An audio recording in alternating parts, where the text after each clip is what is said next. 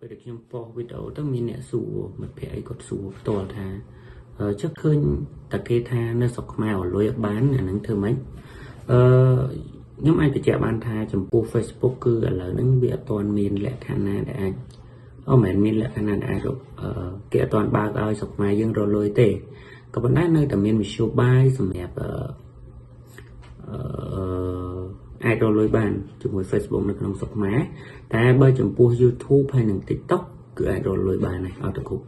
គោលការណ៍គ្រប់លក្ខខណ្ឌរបស់គេដែលទាមទារទៅហើយចំពោះលក្ខខណ្ឌថាមានអីខ្លាំងខ្ញុំនឹងបញ្ជាក់នៅក្នុងវីដេអូក្រោយបើបញ្ជាក់នៅក្នុងនេះទៀតវាយូរវាវែងអញ្ចឹងណាបាទអូខេអញ្ចឹងចំពោះ Facebook នៅក្នុងស្រុកខ្មែរគេអត់ទាន់បើកឲ្យរកទេប៉ុន្តែគេអាចមានមធ្យោបាយរកបានទី1គេអាចប្រើ VPN បង្កើត admin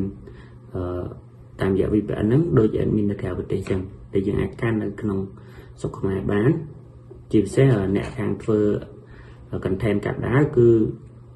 គេប្រើ VPN ហ្នឹងច្រើនណាស់គេមានទាំង tool សម្រាប់ book share ឲ្យឡើង view លឿនអីចឹងទៅអូ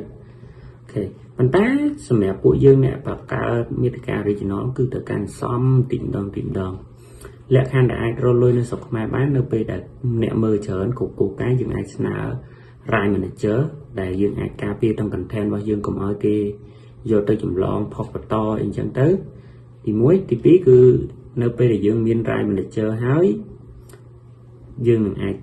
ស្នើរកលុយបានដូចគ្នាដាក់ធនាគារខ្មែរកុំខ្មែរដូចគ្នាមិនបាច់ចាំបាច់មាន admin នៅក្រៅប្រទេសគឺ admin របស់យើងនៅខ្លួនឯងហ្នឹងនៅក្នុងស្រុកខ្មែរហ្នឹងឯងហ្នឹងគឺអាចរកលុយបានហើយវិធីមួយទៀតប្រសិនបើបងប្អូនធ្វើគ្រប់គោលការណ៍ហើយ